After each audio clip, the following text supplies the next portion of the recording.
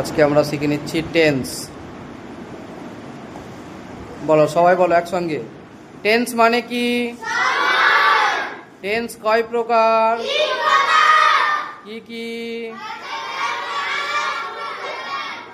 Ball, present, past, future.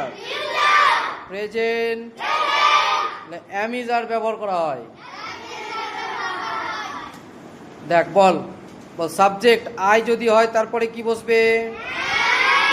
We এর পরে, you এর পরে, হি এর পরে, সি এর পরে, ইট এর পরে, দে এর পরে। Very good. 6 এর ছেলেমেয়েরা পাঠ করে শোনাবে। সবাই বলবে একসঙ্গে অজয়ের ব্যবহার কখন করা হয়। হ্যাঁ, আয়ের পরে কি বসে রে? উই এর পরে কি বসে? ইউ এর পরে কি বসে? হি এর পরে কি বসে? সি এর পরে, ইট এর পরে, দে এর পরে। Very good. কোথায় শ্যাল বি আর কোথায় উইল বি বসে সেটা আমাদের বলে শোনাবে।